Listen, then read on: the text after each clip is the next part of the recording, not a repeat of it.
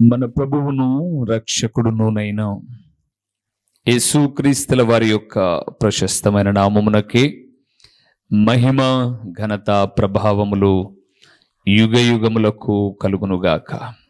సర్వాధికారి అయిన దేవుడు ఆయన గొప్ప కనికరమును బట్టి మరొక శ్రేష్టమైన శుభదినములో ఈ రీతిగా దేవుని మాటలు ధ్యానము చేయుటకు దేవుడు మనకిచ్చిన ఈ గొప్ప సదవకాశమును బట్టి దేవాది దేవునికి మనము ఎంతగానో స్తుతులు చెల్లించబద్దులమై ఉన్నాము. అదే సమయంలో దేవుని వాక్యము కొరకై, దేవుని ఆరాధనలో గడుపుట కొరకై, దేవుని పాదముల చెంత కూడి ఉన్న దేవుని ప్రియబిడ్డలైన మీ అందరికీ కూడా ప్రభు అయిన యేసుక్రీస్తు పేరట వందనములు తెలియచేయచ్చు ఉన్నాను. దేవుని వాక్యమును ప్రేమించే మిమ్మలను, మీ కుటుంబములను నా ప్రభు అయిన యేసుక్రీస్తు నిండారులుగా దీవించునుగాక. ఆమేన్. మంచిది ప్రియులారా, ఒకటి గుర్తుపెట్టుకోనండి, సంఘము అనేది కుట్టు కలిగిన పుస్తకం. ఏ పుస్తకం? కుట్టు కలిగిన పుస్తకం. అంటే నా దగ్గర ఒక నోట్బుక్ ఉంది, మీ దగ్గర డైరీస్ ఉన్నాయి. కిందన ప్రతి నోట్బుక్కు ఏం వేసింటారు? కుట్టు వేసింటారు, లేదా పిన్ను కొట్టింటారు. ఎందుకని? ఇది కూడా తెలీదా? ఎందుకు? పేపర్స్ ఎగిరిపోకుండా ఉండడానికి, పేపర్స్ ఎటు పడితే అటు పోకోకుండా ఉండడానికి కుట్టు వేసింటారు, లేదా పిన్ను కొట్టింటారు. నేను కూడా వాక్యాన్ని ఒక క్రమబద్ధీకరంగా చెప్పాలని ఒక నోట్బుక్లో రాసుకున్నప్పుడు ఒక క్లిప్ ఇక్కడ పెట్టేసి ఉంటా. ఎందుకంటే ఈ ఫ్యాన్ గాలికి పేపర్లు ఇలాగా వెళ్ళిపోతూ ఉంటే అది డిస్టర్బెన్స్గా ఉంటుంది అని. ఎందుకు ఈ మాట చెప్పానో తెలుసా? సంఘము అనేది కుట్టు కలిగిన పుస్తకము లాంటిది. ఎటు పడితే అటు వెళ్ళడం, ఎవరు పడితే వాళ్ళు రావడం, ఎప్పుడు పడితే అప్పుడు బయటికి పోవడం, ఎప్పుడు పడితే అప్పుడు కూర్చోవడం, పిల్లలను బడిలోనేమో వదిలిపెడతారు, పిల్లలను మీ పక్కలో ముద్దు మురిపెం చేయడం, ఇవన్నీ క్రమం కాదు, దేవుడు మెచ్చే కార్యాలు కాదు ఇవి. ఎరా, బళ్ళో నేను నీతో పాటు కూర్చుంటున్నానా? బళ్ళో నువ్వు ఒకటి కూర్చోవడంలా, మరి ఇప్పుడు వెళ్ళి మందిరంలో ముందు కూర్చోవడానికి నీకేంటి బాధ అని ఇక్కడ చెప్పాలనా, ఇంటికాడ చెప్పాలనా? ఇంటికాడ చెప్పాలా. ఈటికొచ్చి మేం పాట పాడుతుంటే అనేవాడు అంటే ఇక్కడ కాదు నేర్పించాల్సింది, ఇంటి దగ్గర క్రమము నేర్పించాలా. ఆ క్రమము మనిషిని దీవెన పదములో నడిపిస్తుంది ప్రియులారా. ఆ క్రమము మనిషిని ప్రయోజకుని చేస్తుంది. కుట్టు లేకపోతే పేపర్లు ఇటుకొన్ని అటుకొన్ని అటుకొన్ని ఇటుకొన్ని ఎగిరిపోతాయి. సో ఆ కుట్టుగా లేదా ఆ యొక్క పిన్నుగా మిమ్మల్ని నడిపించేవారు ఎవరు అనంటే సేవకుడే. ఆ సేవకుడే. సేవకునికే క్రమం లేకపోతే ఇంకా విశ్వాసులకి ఏం క్రమం ఉంటుంది? పాస్టమ్ గారు వచ్చి వెనకాల ఫోన్ గీక్కుంటూ మెసేజ్లు చూసుకుంటూ ఉండి,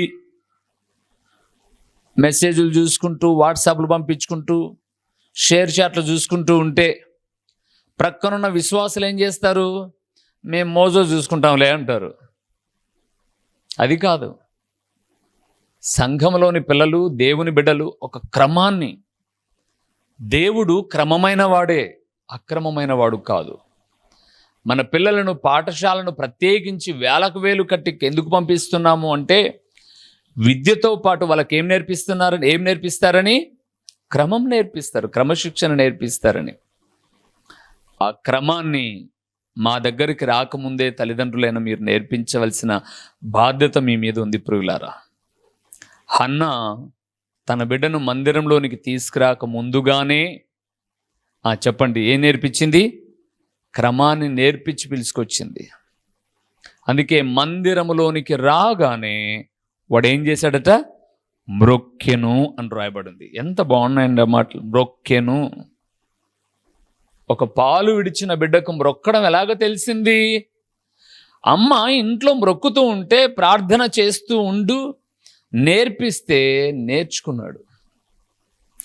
ప్రొద్దుటూరులో మన దగ్గరకు ఒక కుటుంబం వస్తుంది సాయంకాలపు సువార్త కూడికకు. ఆయన ఒక టీచర్ గారు, గవర్నమెంట్ టీచర్ గారు. ఆయనకు కూతురుకు మనవరాలే, కొడుకు మనవరాలే, అంటే ఇద్దరికి పిల్లలు, కొడుకు కోడలు వాళ్ళకొక పాప, కూతురు అల్లుడు వాళ్ళకొక పాప. ఆయన చెప్పిన మాట మందిరంలో మేము చూసిన మాట ఏంటంటే చాలా చిన్నది, బుడ్డది. ఫస్ట్ ఇయర్ అయిపోయింది అంతే, మొదటి సంవత్సరం బర్త్డే అయిపోయింది. అంటే 13 నెలల పాప, 12 నెలలు కాదు 13 నెలల పాప. ఇంట్లో ప్రార్థన కూర్చున్నాం అని వాళ్ళ తాతగారు అనగానే ఈ పిల్ల ఒక చిన్న చాప ఉంటే అది లాక్కు రావడానికి ప్రయత్నం చేస్తుందట. నువ్వు కాదులే మేము వేస్తామని వాళ్ళ అవ్వో లేకపోతే వాళ్ళ అమ్మో ఆ చాప వేస్తే ఇది చిన్న చున్నీ తెచ్చి ఇట్లా కూర్చుంటుందంట. 13 నెలల పిల్లలకు నేర్పిస్తున్నారు తల్లులు. 13 నెలల నుంచి ప్రార్థనకు వస్తున్నాం, మనం నేర్పించాం మన పిల్లలకు. ఈరోజు దేవుడు మనతో మాట్లాడుతున్న మాట చూద్దామా? దేవుని నమ్ముకున్నవారు, దేవుని నమ్ముకున్నవారు, అమ్ముకున్నోళ్ళు కాదు, నమ్ముకున్నవారు నాకిష్టము అని ఇష్టపడవలసినవి ఏవి? నాకిష్టము, నాకు గల్లు గల్లు అనే గజ్జెలు వేసుకోవడం ఇష్టమనే అమ్మలు ఉన్నారు. పెళ్ళిళ్ళయి పిల్లలు పెద్దోళ్ళు అయిపోతున్నా ఈమె గల్లు గల్లు గల్లు అని, ఇంతకుముందు కుక్కలు కట్టేవాళ్ళు గంటలు, తర్వాత పల్లెల్లో మేకలు కట్టేవాళ్ళు గంటలు, ఇప్పుడు అమ్మలు కట్టుకుంటున్నారు చాలామంది గంటలు కదా. ఇది నాకు ఇష్టము అనేవాళ్ళు కొంతమంది ఉన్నారు. నో నో నో, అందుకే నేను దేవుని నమ్ముకున్నవారు అన్నాను. దేవుని ప్రియబిడ్డలారా, చిన్నప్పుడు చేస్తే ముద్దు, పెద్ద అయినాక చేస్తే హద్దులు దాటినట్టు అర్థం. కొన్ని వయసులు ఉంటాయి మనకు, ఏ వయసులో ఏమి చేయాలో అది మనం తెలుసుకుని ఉంటే దీవించబడతాం ప్రియులారా. 10 మంది చేత ప్రశంసించబడతాం, 10 మంది చేత మనం గౌరవించబడతాం. అది మందిరంలోనికి ఎప్పుడు వచ్చామా ఎప్పుడు వెళ్ళామా అన్నట్లుండాలి. కానీ మనం వస్తుంటే ప్రార్థన చేసుకునే వాళ్ళు సైతం ఏంటబ్బాయి డిస్టర్బెన్స్ అని వెనక్కి చూడకూడదు. దేవుణ్ణి నమ్ముకున్నవారు నా ఇష్టం, నాకిష్టం, నా ఇష్టం కాదు, సారీ, నాకిష్టము ఇది వరకు ఒకసారి చెప్పాను వేరే కోణంలో, కానీ పరిశుద్ధాత్ముడైన దేవుడు ఇప్పుడు మరొక కోణంలో మాట్లాడమని చెబుతూ ఉన్నాడు. యెషయా గ్రంథం 5వ అధ్యాయము 1వ వచనం. ఈరోజు మనం చూస్తున్న ప్రతి మాటలో నాకు ఇష్టము లేదా నాకిష్టము అనే పదాలతో మనం వాక్యాన్ని కొనసాగించుకుంటూ ముగిద్దాం. 5వ అధ్యాయం 1వ వచనం. నా ప్రియుని గూర్చి పాడెదను వినండి. అతని ద్రాక్ష తోటను బట్టి నాకిష్టుడైన వాని గూర్చి. ఎవరట? నాకిష్టుడైన వాని గూర్చి పాడెదను వినుడి. ఇంకా చాలా ఉన్నాయి, మనకొద్దు, ఆగుదాం. దేవుని ప్రియ సంఘం, మీరు 4వ అధ్యాయం 1వ వచనానికి వెళ్తే, ఆ దినమున 7 స్త్రీలు ఒక్క పురుషుని పట్టుకొని, మేము మా అన్నమే తిందుము, మా వస్త్రములే కట్టుకొందుము, నీ పేరు మాత్రము మాకు పెట్టి మా నింద తీసివేయమని చెప్పుదురు అన్నాడు. ఎంతమంది స్త్రీలట? 7 మంది స్త్రీలంట ఒక్క పురుషుని పట్టుకుంటారట. ఇది సబ్జెక్ట్ కాదు ఇప్పుడు నాది, ఒకసారి అది కూడా చెప్తాను. ఎవరు ఈ 7 మంది స్త్రీలు అని మనం చూస్తే, ప్రకటన గ్రంథం 1, 2, 3 అధ్యాయాల తర్వాత చదివితే, దైవదాసుడైనటువంటి యోహోను సార్దీసులో ఉన్న సంఘపు దూతకు, తుయేతైరులో ఉన్న సంఘపు దూతకు అని 7 సంఘములకు ఏమి రాశాడు? పత్రికలు రాశాడు. ఇప్పుడు ఆ 7 సంఘాలు లేకపోతే ఆ 7 మంది స్త్రీలను సంఘముతో పోల్చాడు. ఆ స్త్రీలట ఒక్క పురుషుని పట్టుకుంటారట. ఎవరు ఆ పురుషుడు? ప్రభు అయిన యేసుక్రీస్తు. అయ్యా, మా అన్నం మేము తింటాం, మా వస్త్రాలు మేము కట్టుకుంటాం, నీ బిడ్డలమనే పేరు మాకుండాలి, వధువు సంఘము అనే పేరు ఉండాలి. అలాగ మాట్లాడుకుంటూ వచ్చారు. ఇప్పుడు అది నా సబ్జెక్ట్ కాదు. 5వ వచనం 5వ అధ్యాయం వచ్చేసరికి 1వ వచనంలో అంటున్నారు, అది సంఘం అంటుంది, ఈ పేరు పెట్టుకోవాలని ఆశపడేటటువంటి సంఘం అంటుంది ఏమనంటే, నాకిష్టుడైన వాని గురించి నేనేం చేస్తాను? పాడతాను. దేవుని ప్రియబిడ్డలారా, ఆదివారం పాడతారులేండి మీరు పాటలు. వారంలో మీరు ఎన్ని మాటలు పాడుకుంటారు పాటలు? మీ స్వరాలు ఏమైనా పెగులుతాయా? ఫోన్లు పెగులుతాయి, ఫోన్లలో పాటలు ఎవరో పాడింటారు, అవి కాదు. లేదా మన ఇంట్లో మంచి హోమ్ థియేటర్ ఉంటే దాంట్లో నుంచి పాటలు వస్తాయి, అవి కాదు. మన స్వరమెత్తి నా ప్రియుడు రక్తవర్ణుడు, ధవలవర్ణుడు, అతి కాంక్షణీయుడు అని చెప్పుకుంటూ ప్రియుడైన యేసు గురించి మనం ఎప్పుడైనా పాడుతున్నామా? అంత తిరిగి ఎక్కడిదన్నా మాకు? ఆరాధనకైతే మేము 9కి వస్తాం, కానీ మిగతా రోజుల్లో మేము 8:30కే డ్యూటీకి వెళ్ళాలన్నా. మేము ఆరాధనకు 9కి 5 నిమిషాలు లేట్ అయినా వచ్చినా మాకేం ఇబ్బంది లేదు, కానీ డ్యూటీకి 5 నిమిషాలు లేట్ వెళ్తే ఒప్పుకోరన్నా. అవునులేండి, దేవుడు నోరు లేనుడు కదా, ఏం మాట్లాడ్డా ఆయన. ఎంత తప్పు చేస్తున్నారు చూడండి. నువ్వు గాయకురాలువా గాయకుడువా అన్నది ప్రక్కన పెట్టు. నిజంగా నీ ప్రభు అయిన యేసుక్రీస్తు గురించి నీకు ఇష్టమైతే ఆయన యొక్క మాటలను పాటలుగా తలపోసుకుంటూ కనీసం రోజులో ఒక్కసారైనా, అట్లీస్ట్ బాత్రూంలో ఉన్నప్పుడైనా ఒక చిన్న కునిరాగం ఎందుకు తీయకూడదు? దేవుని ఎందుకు పాటల ద్వారా స్తుతించకూడదు? అదే అంటున్నాడు, నాకిష్టుడైన వాని గురించి నేను పాడతాను, మీరు వినండి. ప్రభునందు ప్రియులారా, ఒకవేళ మనం ఆయనకి ఇష్టమైనవి చేయకపోతే ఏం జరుగుతాయి? 2 మాటలు చెప్పి ఆయనకి ఇష్టమైనవి ఏంటో టకటకటక చెప్పేసుకుంటూ వెళ్తాను. యెషయా గ్రంథం 66వ అధ్యాయము 4వ వచనాన్ని మనం చూద్దాం ప్రియులారా.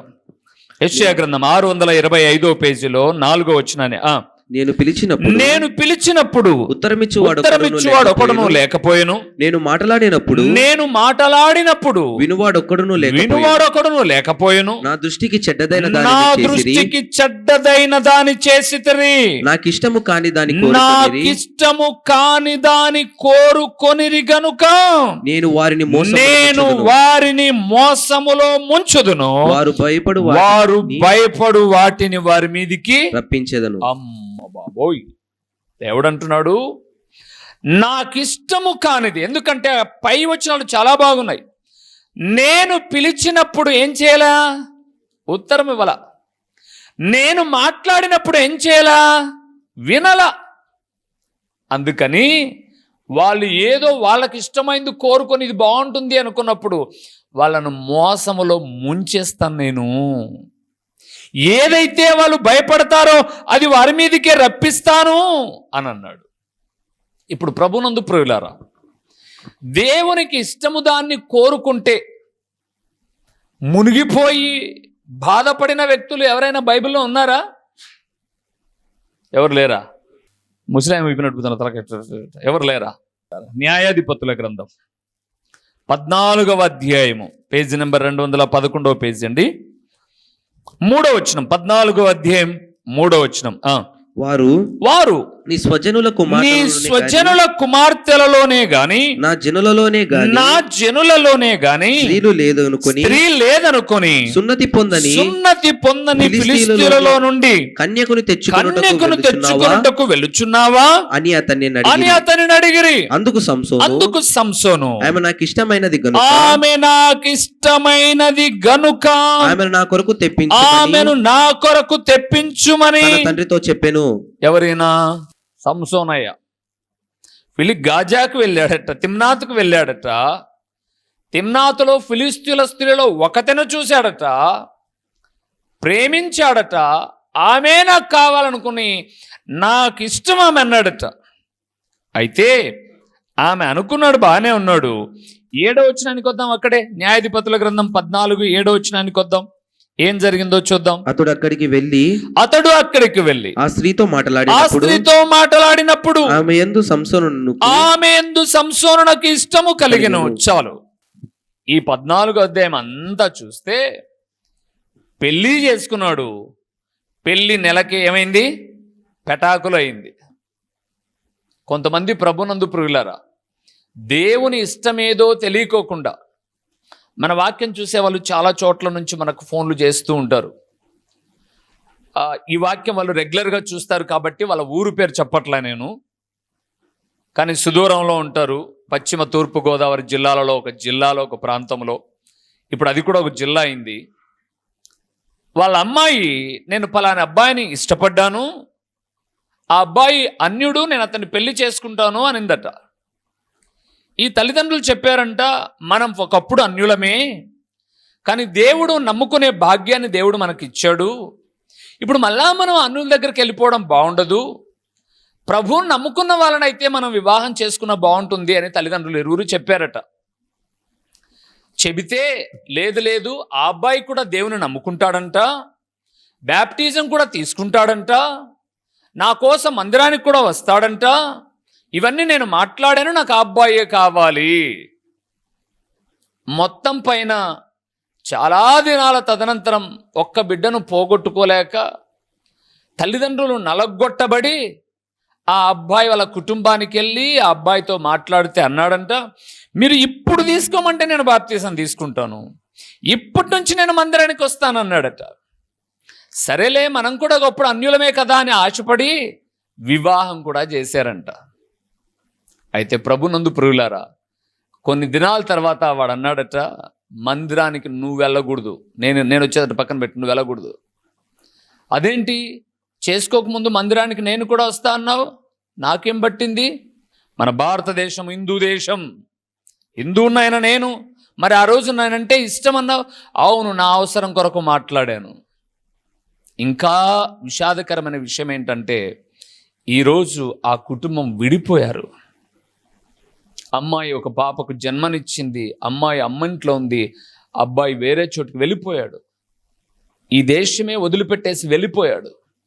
అన్నా, మీరు వాక్యం చెప్పిన ప్రతిసారి మేము వేసిన రాంగ్ స్టెప్పు, ఆ తీసుకున్న తప్పుడు నిర్ణయం మా కండ్ల మీద మా బిడ్డ అలాగే ఉండిపోయింది. వాడు ఇప్పుడు ఫోన్ చేస్తే మాట్లాడు, ఎత్తడు, మమ్మల్ని అస్సలు అంగీకరించడు. ఇంకా మేము వింటున్న చెడ్డ వార్తలు ఏంటంటే, ఆ వెళ్ళిపోయిన దేశంలో మరొక పెళ్లి చేసుకున్నాడు అని. ఆ పరిస్థితి ఏంటి? సంసోను జీవితము కూడా అన్యులతో సాంగత్యం చేసి ఏమైంది? నాశనం అయిపోయిందండి, నాశనం అయిపోయింది. అందుకే జ్ఞాపకం చేస్తున్నాను, దేవునికి ఇష్టము లేనివి కోరుకుంటే, అమ్మాయిలు అబ్బాయిలు మేము మార్చుకుంటాం, మేము ఇచ్చేసుకుంటాం, ఇవన్నీ మీరు అంటారు. నేను ఒక మాట చెప్తాను ఎప్పుడు కూడా, దేవుని నమ్మిన మనం పైనున్నాం. ఉదాహరణకు ఈ టేబుల్ మీద నేనున్నాను, ఈ పిల్లల్లో ఎవరో ఒకరు చిన్న బిడ్డలే, లేదా ఈ పక్కనున్న వాళ్ళు ఎవరో ఒకరు 6th 7th పిల్లలే, వాళ్ళు కిందనున్నారు, కొంచెం బాగా బొద్దుగా లావుగా ఉన్నారు. ఇప్పుడు మీకు ఒక ప్రశ్న వేస్తాను, పైనున్నటువంటి నేను కిందనున్నవాన్ని లాగ్గలనా? కిందనున్నవాడు పైనున్నవాన్ని లాగ్గలడా? చెప్పండి. కిందనున్నవాడే పైనున్నవాన్ని లాగేస్తాడు, పైనున్న మీరు పతనమైపోతారు. అందుకే దేవుని బిడ్డలమైన మనం దేనిని ఇష్టపడాలో, ఏదంటే నాకు ఇష్టమో అని చెప్పాలో కొన్ని మాటలు చూద్దామా? మొదటి విషయానికి వెళ్దాం. కీర్తనల గ్రంథం 84వ కీర్తన, 84వ కీర్తన 10వ వచనాన్ని చూద్దామా? 84వ కీర్తన 10వ వచనాన్ని మనం చూద్దాం. 10వ వచనాన్ని చదువుకుందాం. నీ ఆవరణములో ఒక్క దినము గడుపుట 1000 దినముల కంటే శ్రేష్టము. 1000 దినముల కంటే శ్రేష్టము. శ్రేష్టం అనే అంశంలో ఈ మాట చెప్పాను. భక్తిహీనుల గుడారములలో నివసించుట కంటే నా దేవుని మందిర ద్వారము నొద్ద నుండుట నాకిష్టము. దేవుని నమ్ముకున్న వారు ఇష్టపడవలసిన మొట్టమొదటి విషయం, కోరాహు కుమారులు అంటున్నారు, నా దేవుని మందిరము ద్వారము నొద్ద నుండుట నాకు ఇష్టం. ప్రభునందు ప్రియులారా, ఎవరండి కోరాహు కుమారులు అనంటే, మోషే మీద తండ్రి తిరుగుబాటు చేశాడు, కానీ పిల్లలు మాత్రం తిరుగుబాటు చేయల. ఇంకా విషయం మీకు చెప్తాను. కోరాహు, దాతాను, అబీరాములు తిరుగుబాటు చేసినందుకు వారిని దేవుడు చంపేశాడు. మోషేమైతే కోరుకున్నాడు, ఆ ప్రార్థన ఆలకించి చంపేశాడు. వాస్తవానికి కోరాహు చనిపోయినప్పుడు కుమారులట దేవుని మందసము దగ్గర ఆ యొక్క ఆవరణంలో పనిచేస్తున్నారు. మీ నాన్న పాస్టర్ గారి మీద తిరగబడి పాస్టర్ గారు ప్రార్థన చేయగా చచ్చిపోయాడు అని చెబితే మా నాన్న చేసింది తప్పు అన్నారు వాళ్ళు. ఏమన్నారు వాళ్ళు? మా నాన్న చేసింది తప్పు. మా నాన్న దేవుడు తనను ఏర్పరచుకున్న సేవకుల మీద తిరగబడుట తప్పు అని మా నాన్నను చంపుతాడా పాస్టర్ గారు ప్రార్థన చేసి అని మందిరాన్ని మానలే వాళ్ళు. ఏం చేశారు వాళ్ళు? తమ జీవిత కాలం అంతా కూడా దేవుని మందిర సేవను చేశారు ప్రియులారా. అందుకే ఈ కోరాహు కుమారులు రాసేటటువంటి 42వ కీర్తన కూడా మీరు చదివితే, నా ప్రాణమా నాలో నీవేళ తొందరపడుచున్నావు, దేవుని యందు నువ్వు నిరీక్షణ ఉంచు అని మొరపెడతారు. తొందరపడగాకు ప్రాణమా, మా నాన్న తొందరపడి చచ్చిపోయాడు, నా ప్రాణమా నువ్వు తొందరపడమాకు అని మాట్లాడుతూ వాళ్ళు అంటున్నారు, భక్తిహీనుల గుడారములో నివసించుట కంటే భక్తి కలిగి నా దేవుని మందిర ద్వారమునొద్ద నివసించుట నాకు ఇష్టం. మందిరములో అలా చూడండి, వాళ్ళు మనం మందిరములో నివసించడానికి ఇష్టపడం. కానీ కోరాహు కుమారులు అంటున్నారు, మందిర ద్వారమునొద్దర, అలాగ వాకిలి దగ్గరైనా నిలబడుకొని స్థలము దొరికితే చాలని వాక్యం ఇందామనుకుంటున్నాను నేను అన్న ఆలోచన వాళ్ళది. ఈరోజు ప్రభునందు ప్రియులారా, చాలామంది తమ తమ పని బాటలలో లీనమైపోయి అదే జీవితం, అదే భవిష్యత్తు, అది లేకపోతే బ్రతుకే లేదు అన్నట్లుగా మందిర సహవాసాన్ని కోల్పోతూ ఉన్నారు ప్రియులారా. నేను చెప్పమంటారా, నా జీవితంలో చాలా విన్నవి చూసినవి చాలా అనుభవాలు ఉన్నాయి. ఎవరైతే దేవుని మందిరాన్ని ప్రేమిస్తారో వారి కుటుంబాలు తరతరాలు దీవించబడతాయండి. ఒక్క తరం కాదు, తరతరాలు. అందుకు ఒక బెస్ట్ ఎగ్జాంపుల్ ఎవరు మనకు బైబిల్లో? దావీదు ఒక్కడే. దావీదు ఒక్కడే. దావీదు కండి మందిరము అంటే పిచ్చి ప్రియులారా. చూస్తారా? 27వ కీర్తనకు వద్దాం ఒకసారి.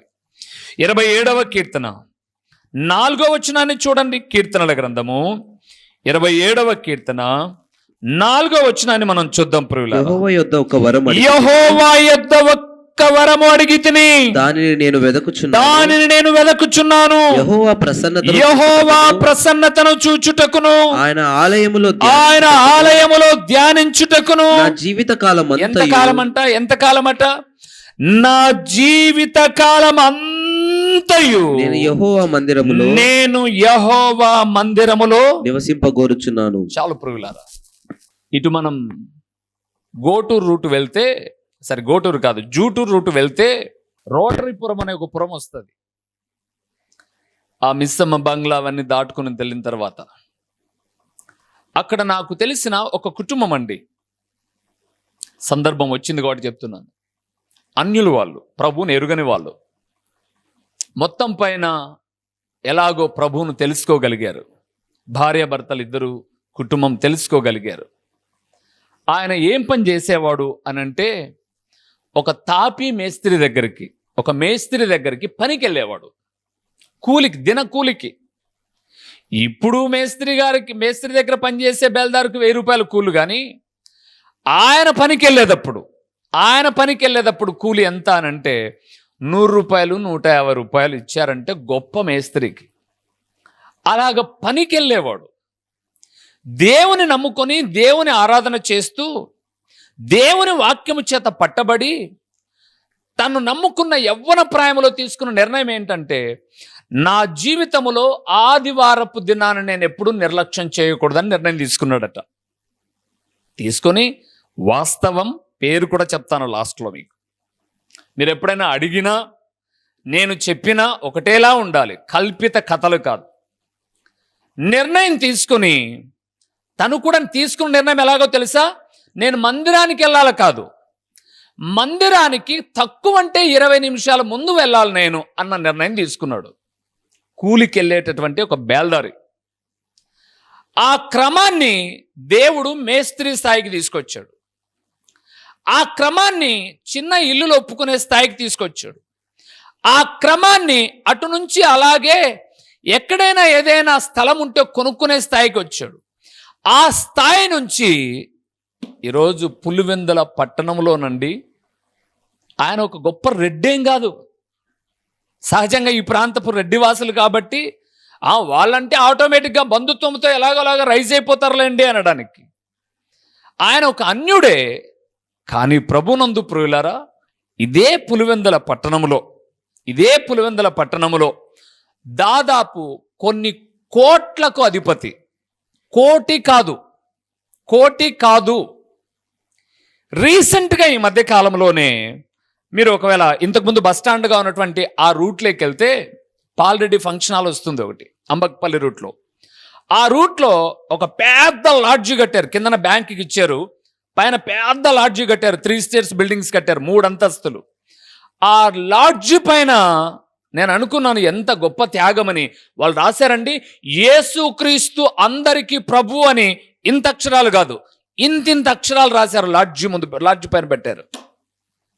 నేను అడిగాను, ఏంటన్నా ఇలాగ రాస్తే గొప్ప గొప్ప ఎవడొస్తే రాకుంటే నాకేమన్నా, నా దేవుడిచ్చాడన్నా నాకు ఇది, నా దేవుడిచ్చాను నాకు. మొన్నటి దిన నేను ఫస్ట్ యానివర్సరీ జరుగుతుంటే ఫోన్ చేసి పిలిచాను. ఫస్ట్ టైం మీరు మాకు మందిర విషయంలో చాలా సలహాలు ఇచ్చారన్న, చాలా సలహాలు ఇచ్చారు మీరు నాకు.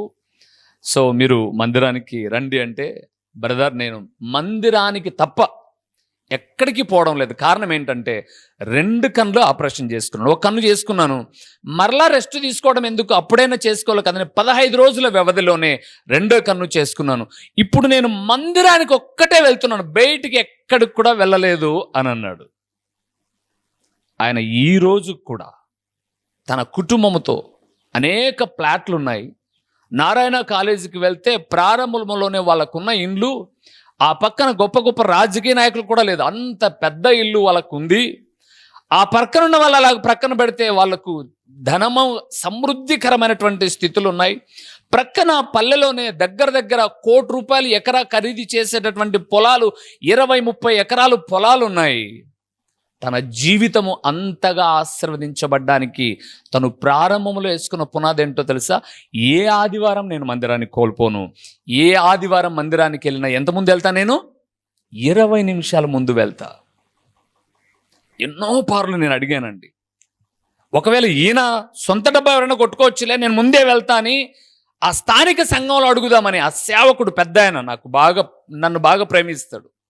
ఆయన అడిగాను నేను, మీ మందిరానికి పలానా అన్న వస్తాడు కదా, మందిరానికి ముందు వస్తాడు అంటే, బ్రదర్ నేనైనా ఒక 5 నిమిషాలు లేటుగా, అంటే నేను కూడా టయానికే వస్తాను కానీ 5 నిమిషాలు నేను లేటుగా వస్తా, అంటే 15 నిమిషాలు ముందు నేను వస్తా, కానీ నాకన్నా ముందు వచ్చి చర్చిలో కొన్ని పనులు చూసుకొని ఆరాధనకు సిద్ధపడేటటువంటి వ్యక్తి నరసింహులండి ఆయన పేరు అన్నాడు.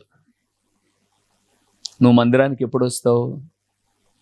డ్యూటీకి కూడా పోతారు మీరు, అంతే కదండి, చిన్న చిన్న పనులు చేసుకుంటారు, నేనేం తప్పుగా అన్నాను. మీ పనికి వెళ్ళేటప్పుడు మీ శ్రద్ధ ఎంత? అమ్మ కట్టుకోరా తొందరగా క్యారీ, అయ్యో ఆటో పోతుందని కొందరు, బండికి లేట్ అవుతుందని కొందరు, ఆడ తంబేయాలని కొందరు, ఆయన అరుస్తాడని కొందరు. ఇంత మమకారం మందిరం మీద ఉంటుందా? అందుకే నీ జీవితాలు 1 అడుగు ముందుకు 10 అడుగులు వెనక్కి, 1 అడుగు ముందుకే 10 అడుగులు వెనక్కి. కానీ దావీదు అంటాడండి, నా జీవితంలో కోరికంటూ ఏదైనా ఉంది అనంటే, నా జీవిత దినములన్నీ నేను ఎక్కడుండాలా? దేవుని మందిరంలో. మా చిరునామా దైవజనుడు బ్రదర్ ఓ రూబేన్ గారు, క్రీస్తు ప్రార్థనా మందిరం, డోర్ నెంబర్ 1-10-386, నగరిగుట్ట, పులివెందుల, కడప జిల్లా. మీ ప్రార్థనా అవసరాల కొరకై సెల్ నంబర్ 9989067409.